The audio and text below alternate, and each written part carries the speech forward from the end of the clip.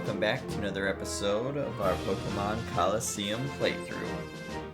So in the last episode, we started the Mount Battle 100 Trainer Knockout Challenge in battle mode, making our way up to get Ho-Oh. We made it through the first 10 battles, and we're going to be continuing on today from where we left off. And yeah, we're gonna overwrite this, or we'll not technically overwrite it, we're gonna load it. Load our suspended challenge. And we're gonna carry on our way through.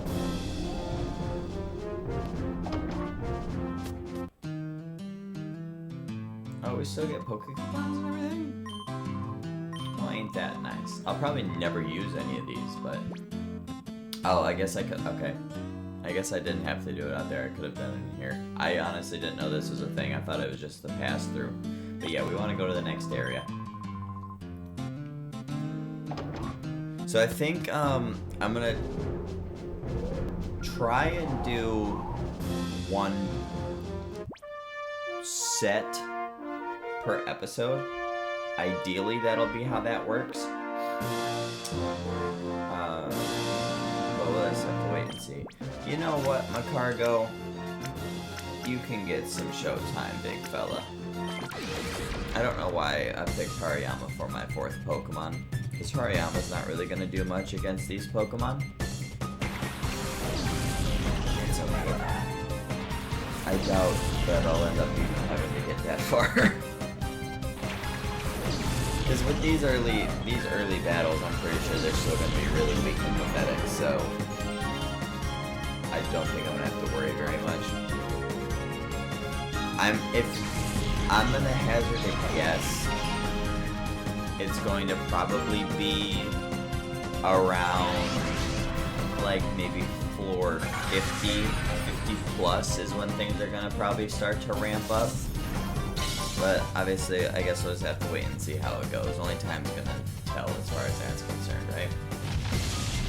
I love Flamethrower's animation in this game. I think it looks so good. We didn't get a, well, obviously 3D only, right? But we didn't get a 3D animation for Flamethrower that good until we got Legends Arceus. And then they just completely forgot what it looked like in Legends Arceus when BDSP and Scarlet and Violet came out. And they went back to just being kind of mid again. Yeah, I wasn't expecting that to one-shot with mine and being so especially defensive.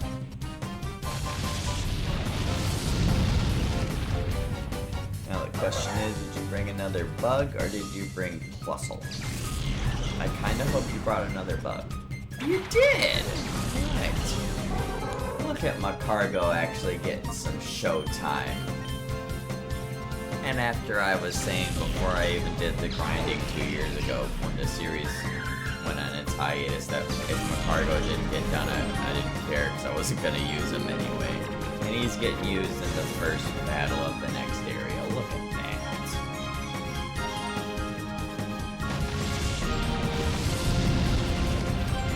And he's one-shotting things. Let's go, Macargo. Alright, good stuff.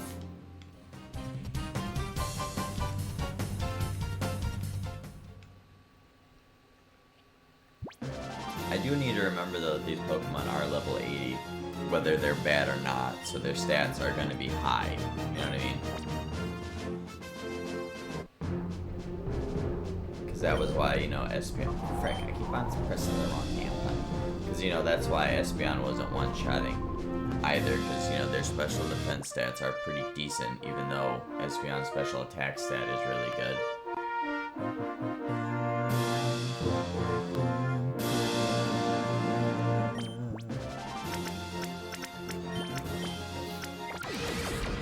I wonder if you select faster than them if they don't get all their Pokemon in, if they only got what they had selected beforehand. I doubt it, right? But that's kind of funny, wouldn't it? I wonder if this is where they got the name Cleavor from.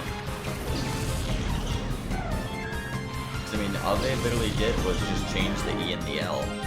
That's kind of wild. And the color's kind of the same. He's wearing a yellow coat. Yellow brownish type of coat, which is the same color that freaking what's his name Cleavor is, kinda. I highly doubt it though, obviously, because you know this wasn't technically developed by Game Freak, it was developed by Genius Sorority. But wouldn't that be a small freaking world though if that was how they got the name Cleavor? And you know it's Hisuian Cleavor is, I mean, which is in the past of Sinnoh, and this is an older gentleman. Like, I mean, you know, I'm seeing the vision. I'm seeing the vision, guys.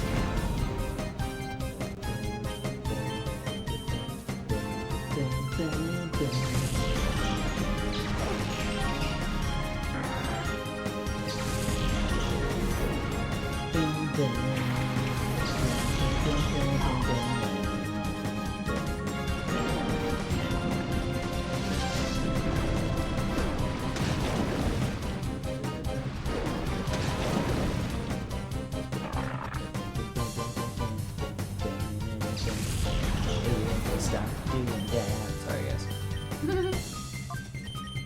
I just love the freaking tracks in this game, man. The soundtrack of this game is phenomenal.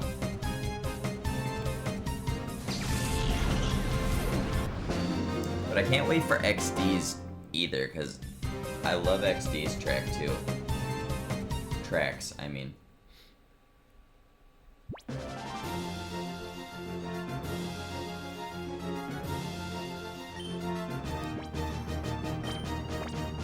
I don't know why they ask you twice if you want to continue or suspend your thing. That's kind of silly. Like, why ask me at the end of the battle and then also ask me again literally 2 seconds later when I'm trying to progress to the next spot, you know?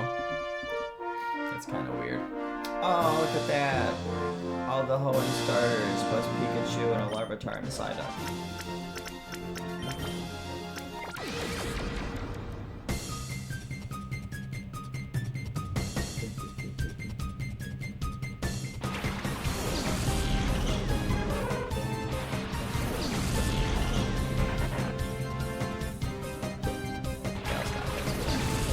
I just can't help it. It's so freaking good. But I hope everybody's having a good day today, though. Today is Saturday. Yep. Today's Saturday. So I hope everybody's having a good start to their weekend.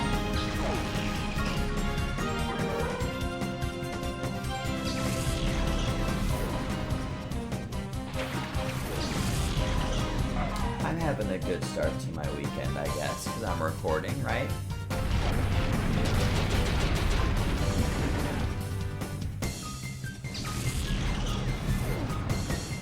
And my Dodgers won last night in pretty dramatic fashion, which is always lit. The ump behind home plate last night was completely fucking useless, and it shouldn't have been as close as it was of a game. But, you know, whatever. That ABS system is not going to get brought up to the majors soon enough. Like, they had it in spring training this year, and I really hope that means it's going to be fully implemented next season. Because every other change that they've done, that was how it was. They brought it to spring training, and then the next year it was like, this is how we're doing things now. So I'm really hoping that that's going to be the case with this ABS system, because we needed it last night, because it genuinely did cost us 5 runs. And I get it. I don't like that they do that. And I get it. Everybody's going to say, oh, well, you know, the bullpen pitchers are supposed to be able to execute in any situation, no matter what it is. Oh, look at it. The JoJo starters now. But look, and I get that, right? They are supposed to be able to execute, right? In any situation, at any time. Whatever, fine. I understand that. That's what they're there for. But at the end of the day, you're not supposed to get 4 outs in an inning. You're only supposed to get 3. And you're not supposed to throw 4 strikes to strike somebody out. You're only supposed to throw 3. And if the umps aren't calling pitches right, that leads to walks, or it leads to elongated at bats, which lead to hits, or whatever the case may be. It doesn't matter how good you're executing at the end of the day. And that was what happened last night, and I was like hella pissed off, because it was like really fucking annoying, because this ump was literally fucking completely useless. So Sasaki was pitching still. It was to start off the 5th inning, and he was ahead, I believe, or it wasn't ahead. He was 2-2 on the guy at the plate. Absolutely dots a curveball to the outside edge of the plate. Like, literally, the ball was split right down the middle by the plate. Like, half of it was in, half of it was out. Absolutely dotted. Perfect pitch. Calls it a ball. So now it's a 3-2 count. And then, wow, -1 and I missed both of them with surf? That's ridiculous.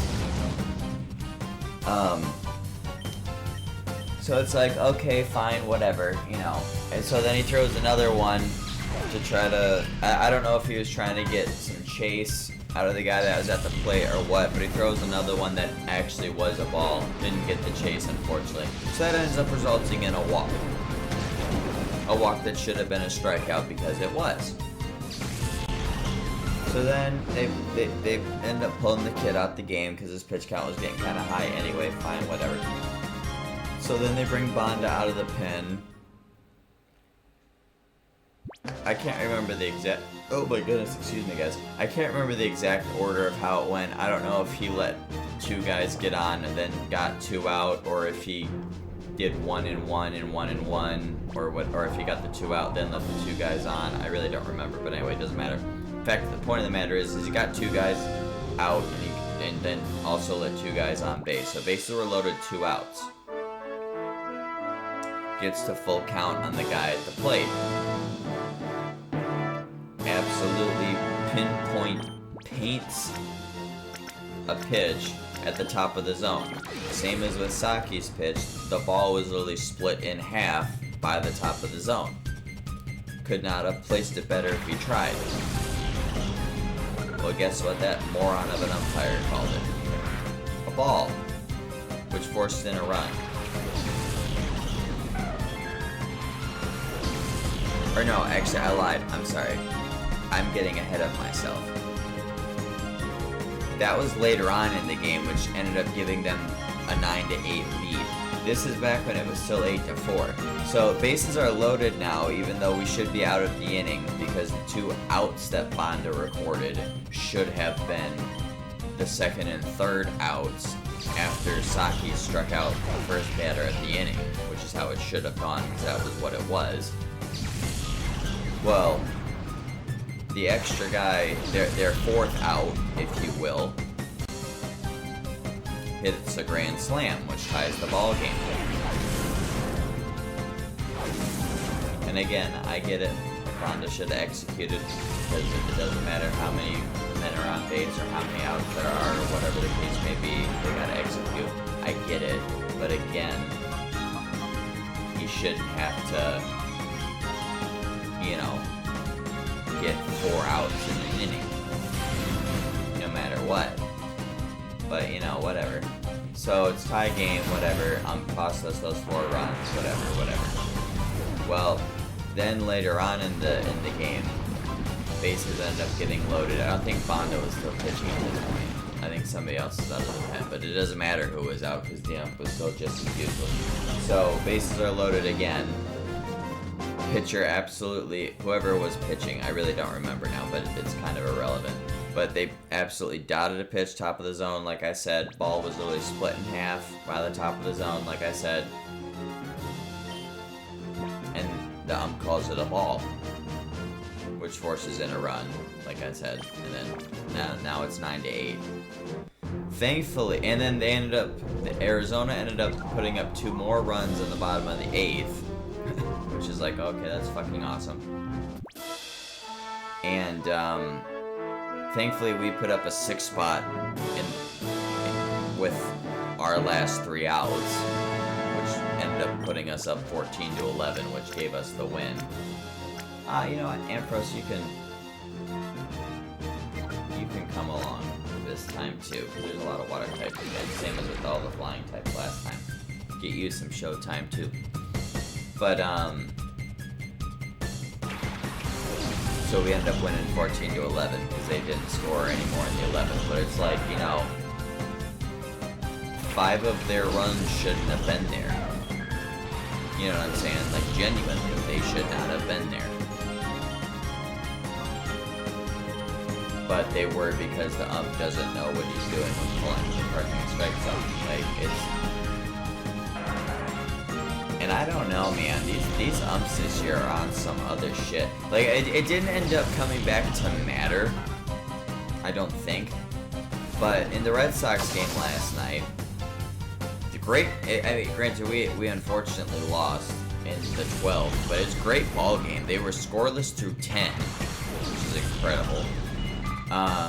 But we're out pitching in the 11th, and Witt absolutely... or was Bernie pitching at this point? I can't remember who was pitching. Somebody was pitching though. It was either Witt or Bernie, but absolutely pinpointed a curveball in the left-hand third of the strike zone. Beautiful pitch. Locked the hitter up like it was nothing. Like he had no chance of a prayer of even wanting to swing at this pitch. Beautiful pitch.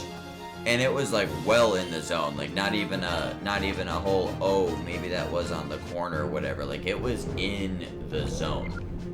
Ump calls it a ball.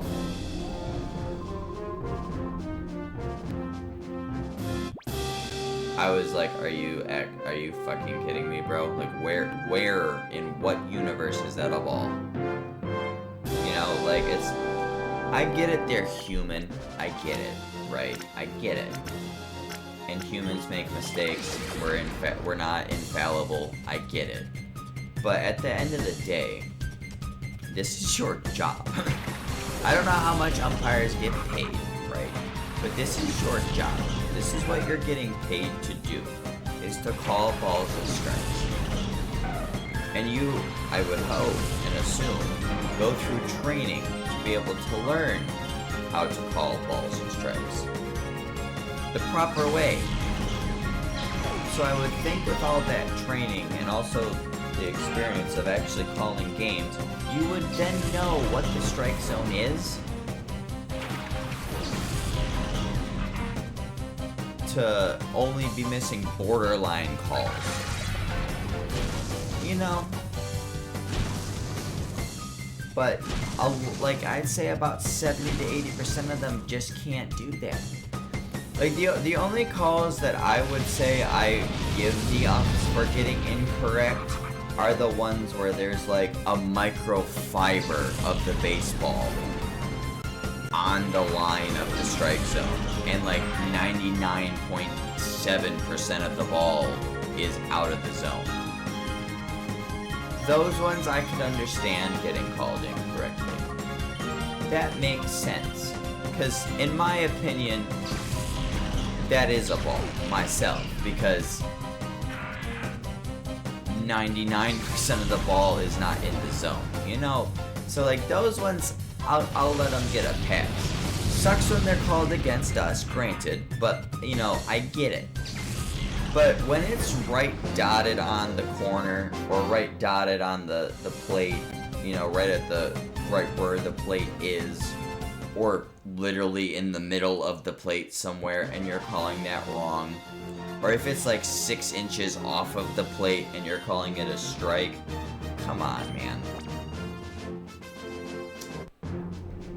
That's why I really just can't wait for this ABS system to get brought up, because I don't think that's going to be an issue. I just want to, and I also hope that they fix the rules, because if I was paying attention enough in spring training, which is a good chance I wasn't, but I think they only get like 2 challenges a game or something like that, and I'm like, these umps are gonna be fucking up more than 2 calls in a game, so like they should definitely be getting more than 2 calls or 2 challenges. Because that's basically the same as like the manager or in my opinion, if they're only going to limit it to 2, they should do it just like how the manager's challenge is. If you challenge a call and it turns out to be correct, you keep both of your challenges. If you end up challenging a call and it turns out to be wrong, you lose one.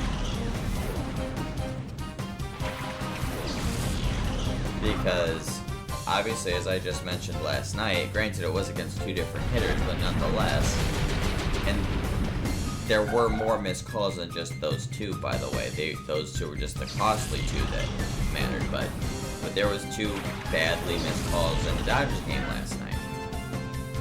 And again, there was more than just those 2, and they were both of the 2 that I'm referring to were to different batters, but nonetheless,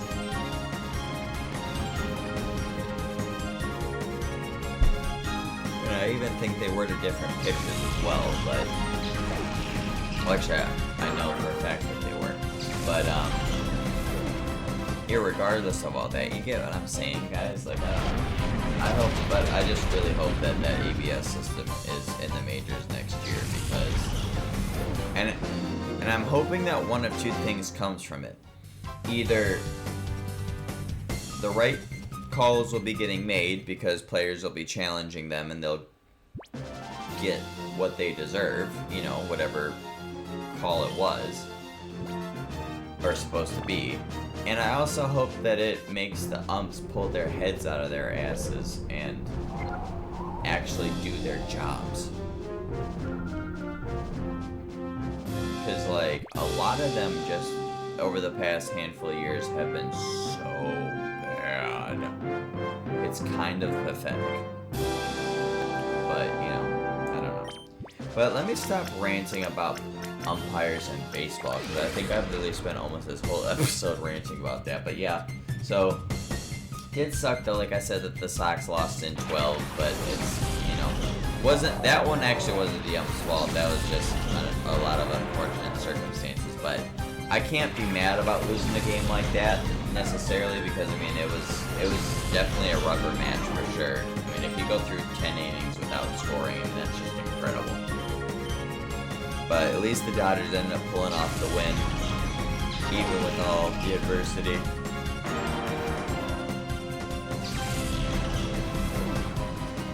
And I'm hoping we can keep the ball rolling tonight.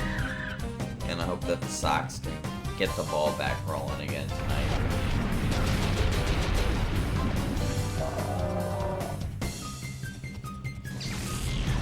And I'm ready to, I'll be watching the truck race tonight as well. So that should be a fun time, because one of my Cup guys is driving for Spire at Kansas, because that's where they're at this weekend, so that'll be pretty chill.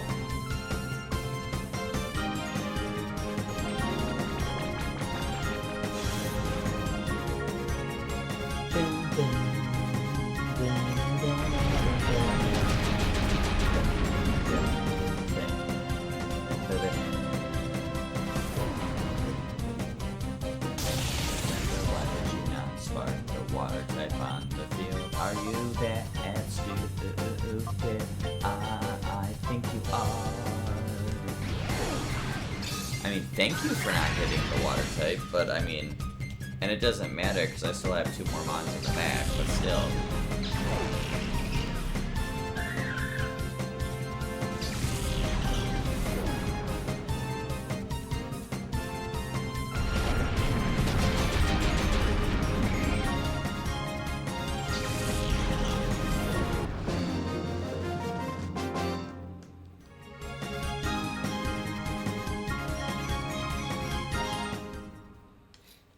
I'm sorry, I didn't know I had to say that I was strong. I thought we were just battling. I thought that was the point of the battle, was to find out who's strong and who's not. You know?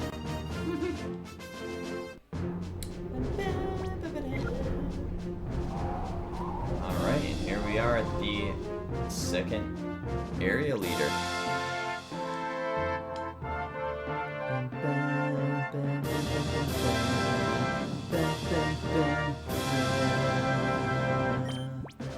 will be all you, Macargo. All these bugs again. Let's get it, big fella.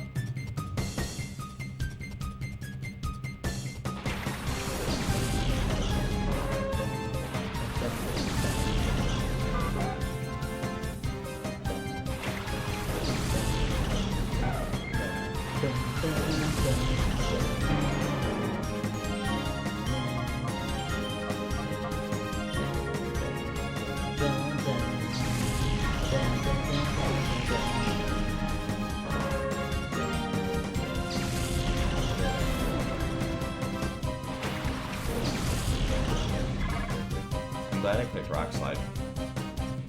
I swear to God, if you confuse me, damn cargo. Okay, good. Because I knew I was going to hit myself. That was why I said that, and I was going to get really irritated.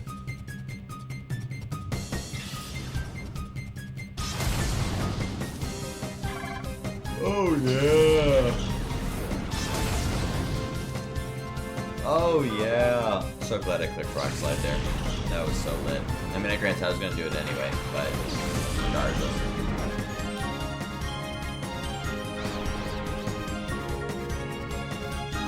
Yep. I knew I was going to hit myself. That's why I was glad that didn't happen to my cargo.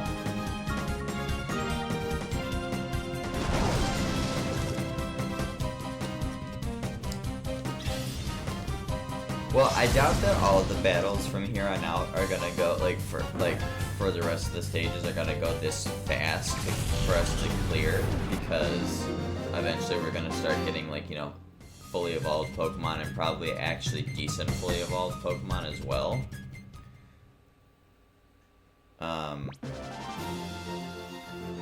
But it's kind of weird we're getting done with this actually just a little bit under time, or my usual time for the episodes. But obviously I am, like I said, just gonna do a video, because I don't want to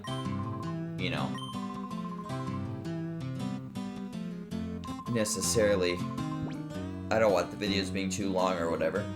So I do think that it is a great place to wrap this part up here.